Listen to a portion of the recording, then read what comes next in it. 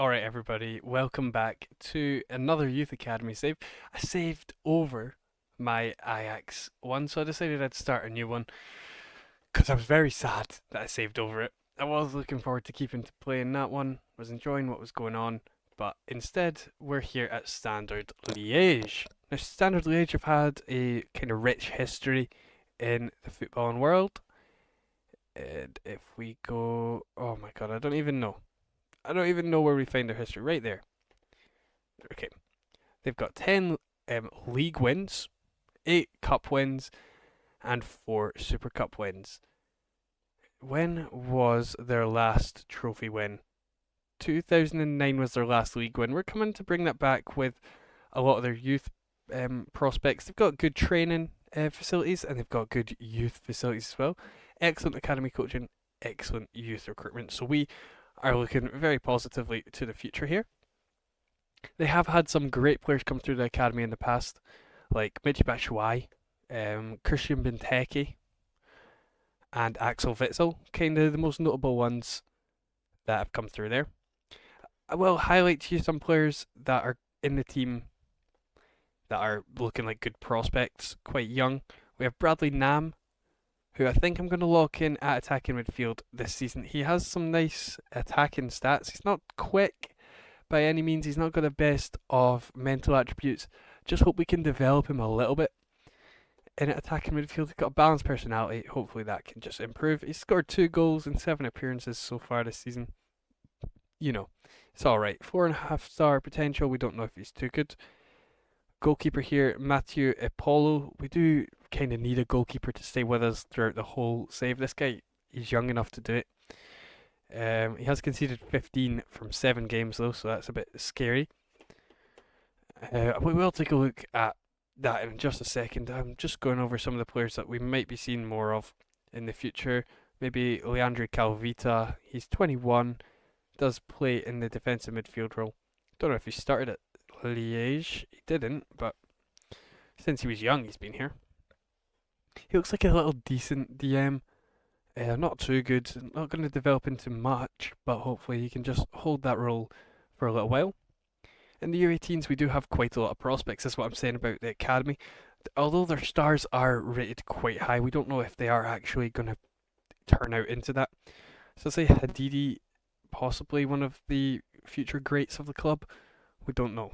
He's got 14 passing, 14 tackling. That's why I'm kind of saying that, and he's a determined player. So he's possibly one to keep an eye on. Princeton Salambi next to him has some nice physicals, good finishing, and some nice mentals as well. But it's just a balanced personality. Hopefully they two can develop together. We have the SL16 squad. I'm not sure what this is. I think it's probably just the team that's in the Challenger Pro League. But none of these guys really interest me that much for developing for the future. And of course, we don't make any signings in this save, so I'll show you the history here. We only make sales and loans out of the club, not into the club.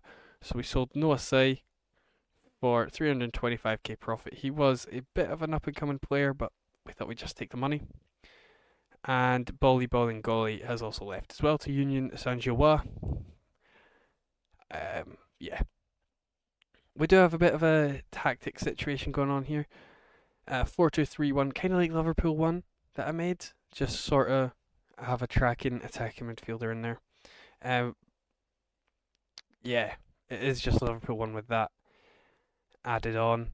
If we take a look at that there, I think I'm going to lock in Nam and Apollo this season.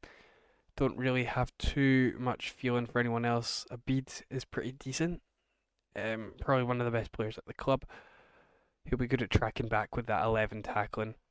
He's very quick as well, so he could possibly grab us some goals this season. But it's been quite a bad start. I'll be honest, quite a bad start. We drew 2-2 away from home with a 94th minute equaliser. We did win against Dender 2-0. A draw to Genk at home. Then we lost 3-0 to Union Saint-Gilloise.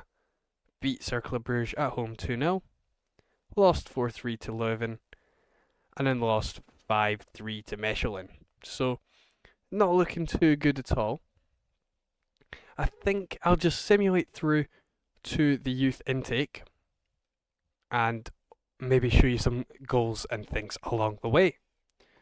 So let's see who we get from our intake. So after our rubbish start to the season, we did start scoring goals. We started scoring goals in this cup game where we went and won 5-1 against the lower league side.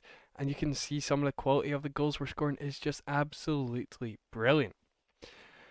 Before, unfortunately, going out to Anderlecht in the 8th round on extra time, which is very disappointing. However, we were just going very steady towards the end of the season. We had a great run towards kind of January, and then it dropped off, and we were just going steady right up until that last game of the season, as you can see. And as I was saying, that last game of the season cost us dearly as we lost 2-1 to Mechelen.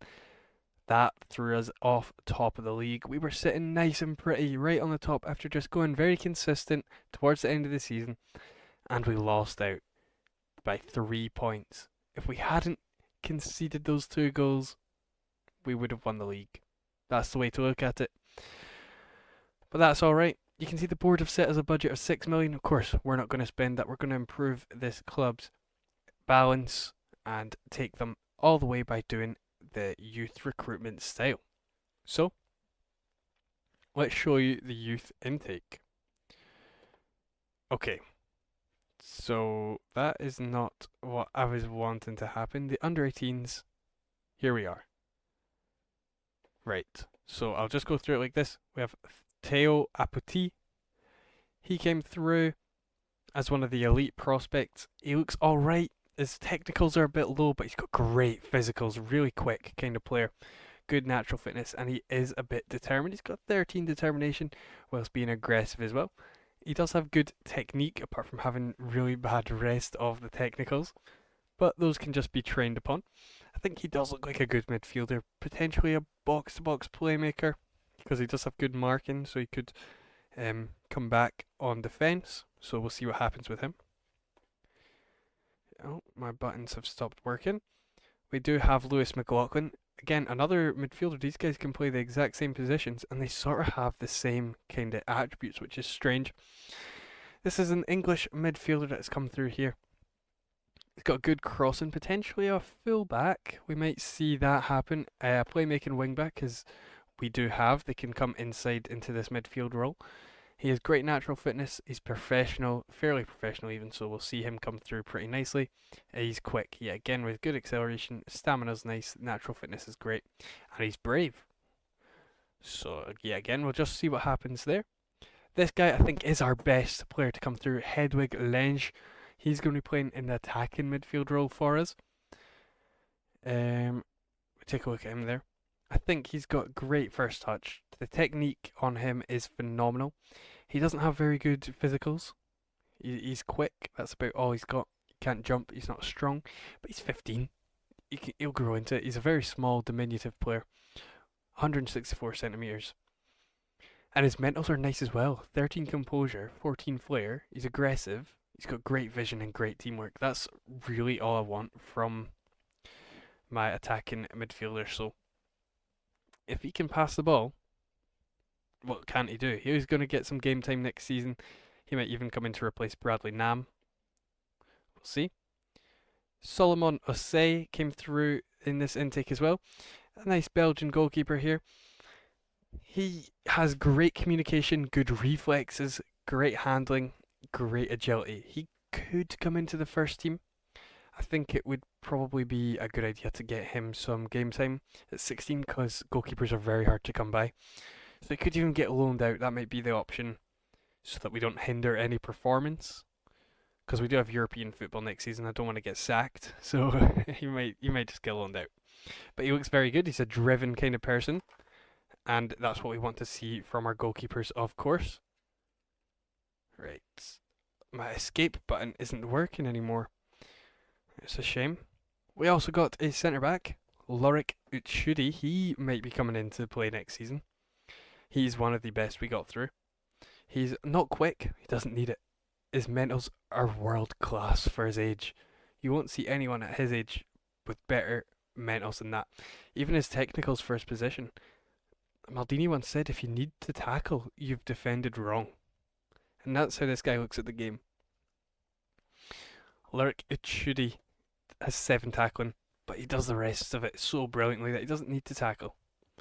He's not even too tall, but he's got 14 jump and reach, 12 heading. He's a goal threat.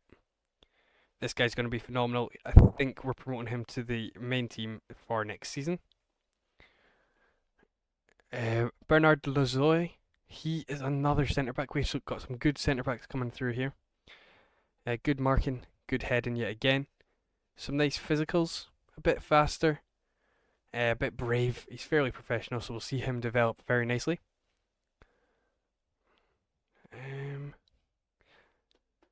We've got Adrian Bandier. He is a good wing back who we could potentially be using in the future. He's developing very nicely, and I'd like to see him out on loan perhaps to get some experience. Sorry, I was going to call it work experience. Some experience on the pitch. And he just needs his mentals redone. Then he's going to be world class. Philippe Tournier, another fullback we've got here. He looks more defensive. It's nice to see we've got some good fullbacks coming through. And then Mamadou Couragez, a nice striker as well.